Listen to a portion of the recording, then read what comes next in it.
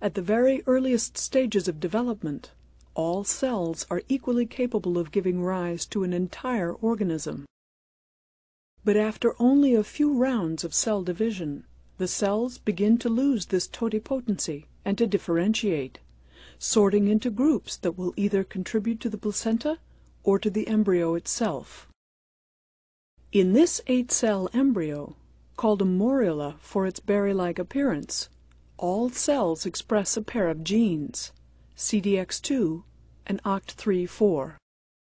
But as the cells of the morula go through their next round of division, CDX2 is downregulated in the innermost cells, while OCT3-4 remains expressed throughout.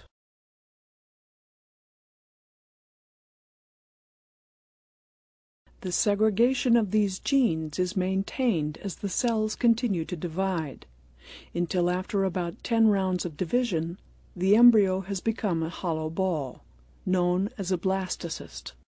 The outer layer of the blastocyst is made up entirely of cells that express CDX2. This trophectodermal layer will go on to become placenta. On the interior, OCT3-4 marks a small cluster of cells with phenomenal ability to differentiate.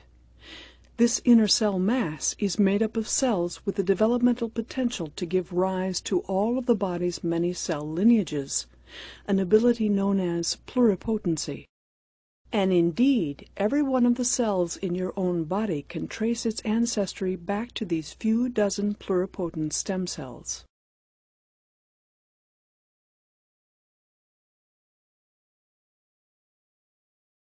The vast majority of the body's trillions of cells are differentiated, meaning they have taken on specialized properties and functions, and have lost the ability to generate cells of other types.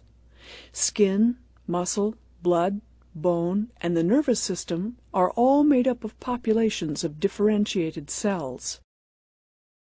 There is another type of cell, however, that remains less differentiated and retains its ability to give rise to other cell types.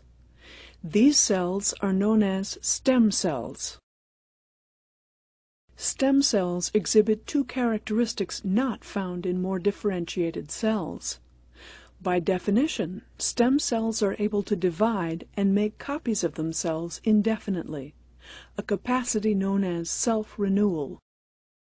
This endless power of division is not limited to creating more stem cells, however. They can also give rise to a wide range of mature cell types. These unique characteristics make stem cells indispensable, both for replenishing the body's cells as they age and are lost, and for constructing the body itself from a tiny number of cells during development.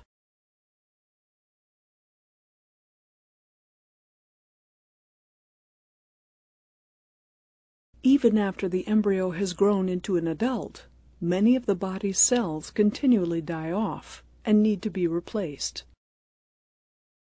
For example, billions of red blood cells need to be replaced each day.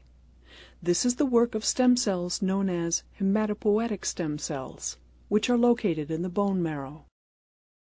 Residing in a complex cellular environment, the hematopoietic stem cell is able to generate precursors to every type of blood cell.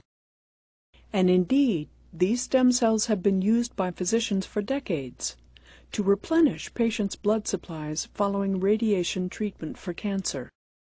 The stepwise differentiation of a stem cell's progeny depends on combinations of genetic and environmental factors that gradually steer these cells into following a specific lineage.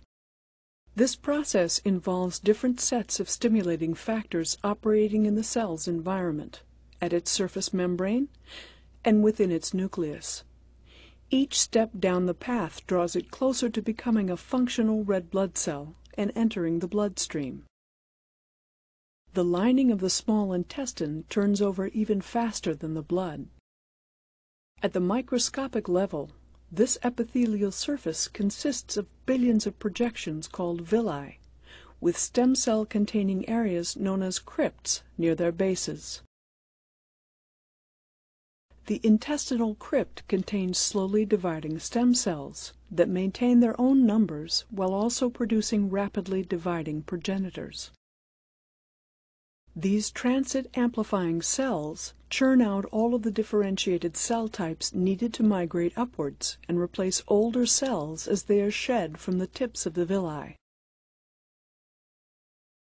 This constant self-renewal by stem cells is a feature of many of the body's systems, including skin, hair, and bone.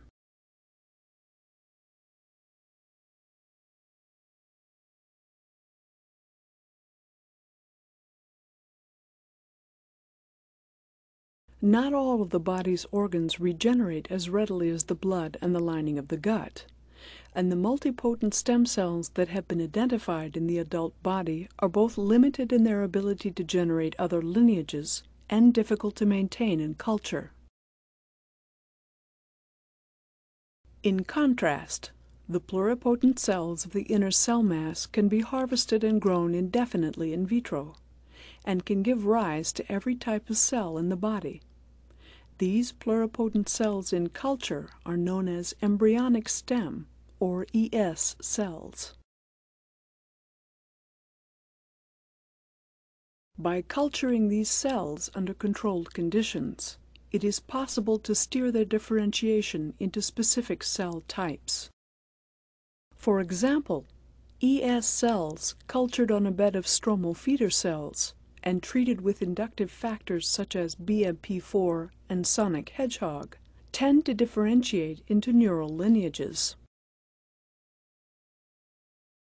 By testing various ES cell culture conditions, scientists are gaining new insights into the biology of the differentiation processes that build and sustain and may one day be used to heal our bodies.